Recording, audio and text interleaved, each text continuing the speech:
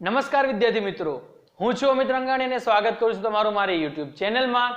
આજે આપણે અભ્યાસ કરવાના છીએ pH ના મહત્વનો.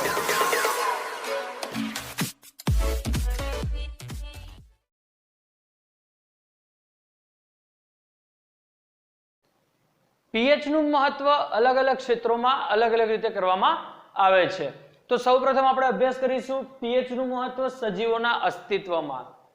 તો માનવ શરીર જે છે એની pH સામાન્ય રીતે કેટલી હોવી જોઈએ? તો માનવ શરીરને જો જીવન ટકાવી રાખવું હોય તો એની pH લગભગ 7 થી 7.8 ની વચ્ચે હોવી જોઈએ.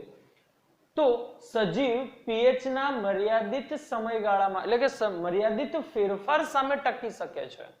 જો 7 થી ઘટી જાય અથવા 7.8 થી વધી જાય, બંનેમાંથી કોઈ પણ વધારો ઘટાડો ફેરફાર થાય તો જીવન ટકાવી શકતો નથી. જ્યારે વરસાદનું પાણી એટલે કે વરસાદના પાણીની pH 5.6 થી ઘટી જાય, 5.6 કરતા ઘટી જાય એટલે શું થાય? એસિડ વર્ષા થાય.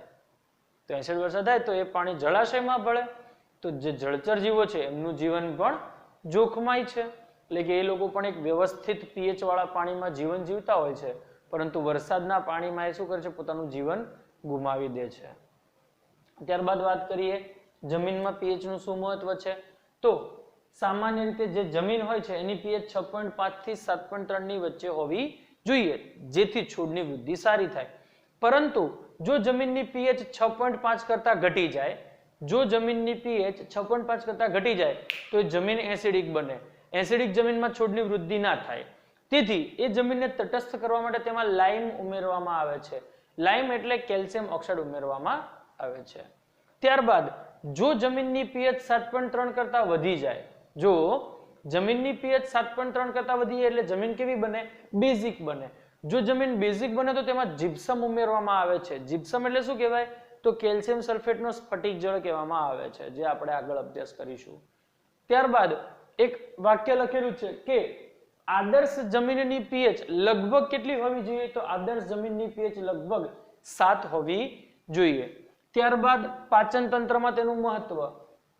તો આપણા પાચન તંત્રમાં સૌથી મહત્વનું અંગ કયું છે? જઠર. જઠર શું કાર્ય કરે? HCl નું સ્ત્રાવ કરે. એટલે આપણું જઠર એ જઠરમાં જ HCl નો સ્ત્રાવ કરે છે. અને એ HCl એટલું સારી રીતે કાર્ય કરે કે જઠરને નુકસાન ના કરે, ખાલી ખોરાકનું પાચન કરે. પરંતુ ક્યારેક શું થાય છે? અપચો થાય તો અપચા દરમિયાન જઠરને શું કરવું પડે? વધારે ખોરાકનું પાચન કરવા માટે વધારે એસિડનો સ્ત્રાવ કરવો પડે, જેથી HCl નું ઉત્પન્ન વધારે થઈ જાય છે અને HCl નું પ્રમાણ વધી જાય, જેથી જઠરમાં શું થાય છે? દર્દ અને બળતરા થાય છે. એને શું કહેવાય? એસિડિટી કહે છે. તો એસિડિટીના ઉપચાર માટે આપણે જે પદાર્થનો ઉપયોગ કરીએ, એટલે કે એસિડિટીને ન્યુટ્રલ કરવા માટે આપણે જે પદાર્થનો ઉપયોગ કરીએ તે પદાર્થને શું કહેવાય?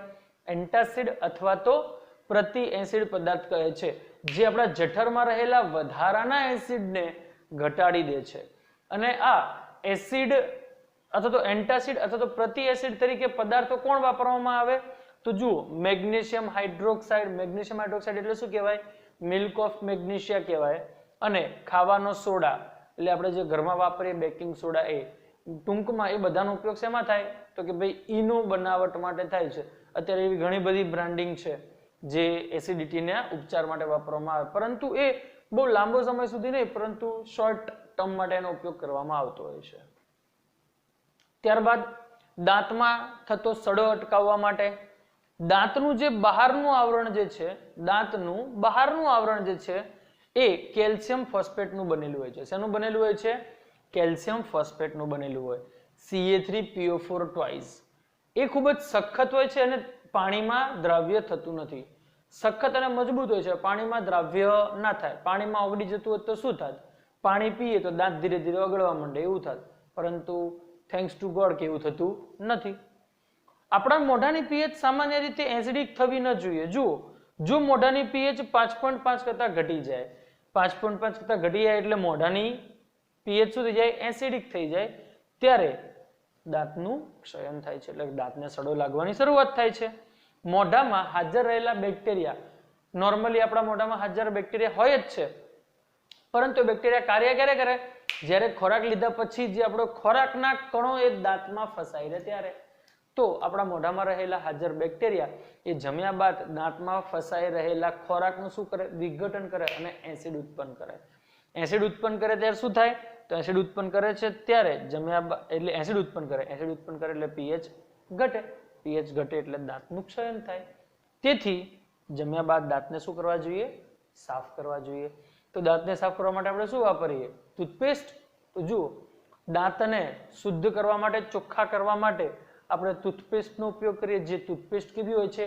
બેઝિક હોય છે અને જે વધારાના એસિડને શું બનાવે છે? તટસ્થ બનાવે છે અને આપણા દાંતને સડો લાગવા દેતી નથી.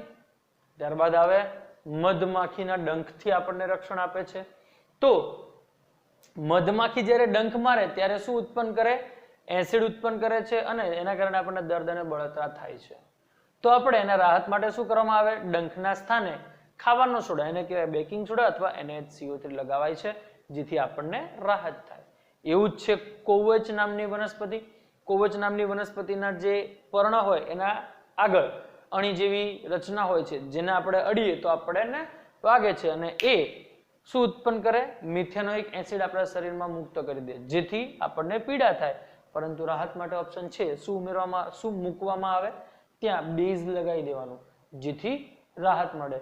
તો આ હતું pH નું મહત્વ આપણા જીવનમાં શું છે અને એ કઈ જગ્યાએ કેવી રીતે કાર્ય કરવામાં આવે છે.